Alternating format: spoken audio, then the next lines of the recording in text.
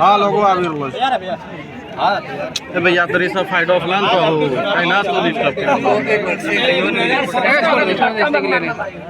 देसी यादव है गंगा उधर से लीजिएगा क्या प्रभाव पड़ेगा?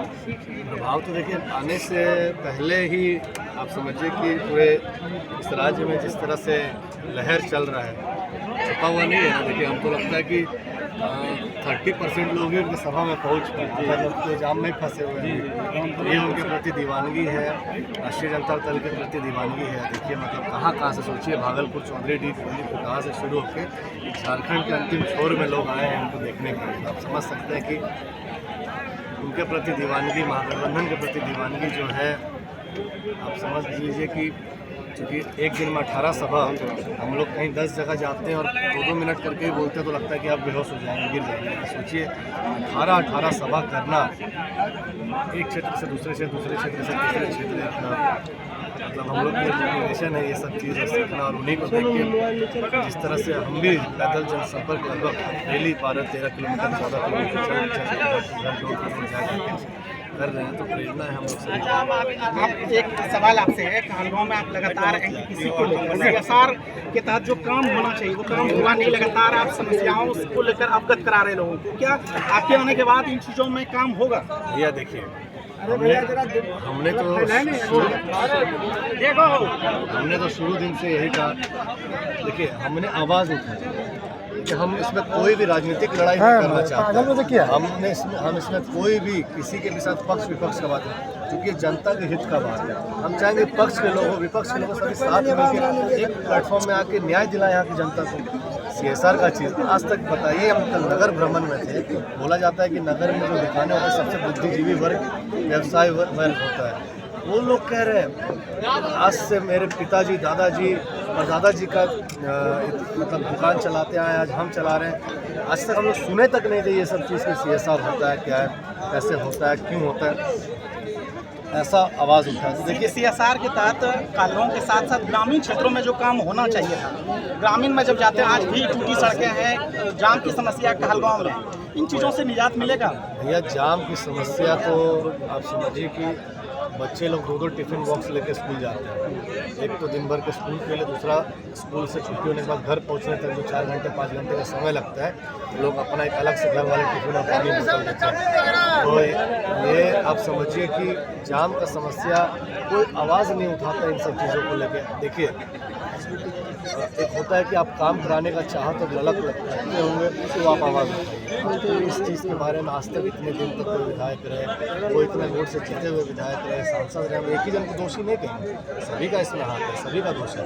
एनटीपीसी सीएसआर का ही बात जो हमने उठाया, आप समझिए कि ये अकेला वो एक नेता का हाथ नहीं है, जो एक जनप्रतिनिधि का हाथ नहीं है, शासन के भी लोग का मिली भगत है, जनप्रतिनिधि लोग भी सब मिलकर फ़ायदा उठाते, निजी लाभ उठाते हैं।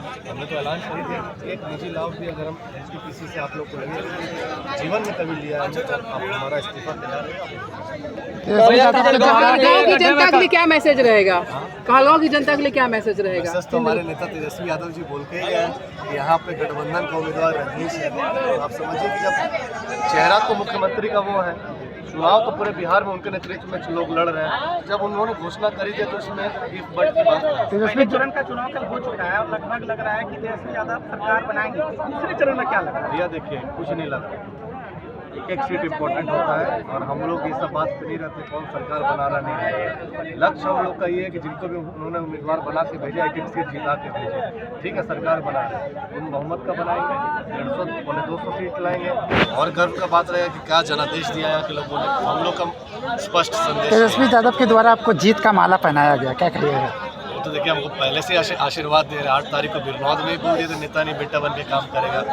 वो तो मेरे बड़े भाई हैं, हम कहे कि अगर हम जगह पे आते हैं सरकार बनती तो हमारे लिए भी कुछ बढ़िया सोच के रखे, हमारी तो वार्ता भी होते रहती है, तो ज़्यादा इसमें क्या बोलते हैं। आपने तेजस्वी यादव के द्वारा भी जो आपने बोला था, इनका भी घोषणा कर दिया कि अगर हम विधायक बन जाते हैं तो मेरा जो भी पेमेंट होगा हमारे लिए इस दुनिया में सबसे बड़े माता पिता होते हैं, सभी के लिए होते हैं। जब हमने पिताजी के सामने ये बात कहा कि हम पिताजी के सामने झूठ नहीं बोलेंगे, अब तो लोगों को भरोसा हो जाना चाहिए। इसी के लिए भी माँ पिताजी से तो बढ़कर कोई नहीं होता है। हमने तो पिताजी के सामने ये बात कहा, हमने उन्हें सामने में रख के बोला कि हम एक भी रुपया अपना विधायक का जो पेंशन आएगा हम नहीं लेंगे, हम अपना सरकारी आवास यूज़ नहीं करेंगे, ताकि जनता के लिए कर देंगे ये सारा चीज़ दोनों। तो इतना तो हम चाह रहे हैं, कर रहे हैं। हमने NTPC CSR के खिलाफ आज से लगभग 3 महीने पहले पहली बार आवाज़ उठाया। अभी प्रमुखता से इसका आवाज़ हमने 15 दिन पहले उठाया, उसके बाद भी कोई दल के लोग इस पर नहीं आए। क्या आए कोई दल के लोग? कोई नहीं आए। हम तो चाह रहे कोई और भी आए, हमारा सहयोग करे इस मुहिम में, जनता को न्याय दिलवाइए भाई। हमारा तो यही काम है कि जो यहाँ का हक का चीज़ें यहाँ मिलना चाहिए। हम एक फ़ोटो दिखाते हैं, मेरा मोबाइल इसके पास है। हम NTPC CSR के माध्यम से पहलगाम को क्या मिला है पता है? टूटा हुआ झूला। पार्क में आप बेंच देखिएगा तो लिखा रहेगा NTPC CSR। शर्म आता है हम लोग को।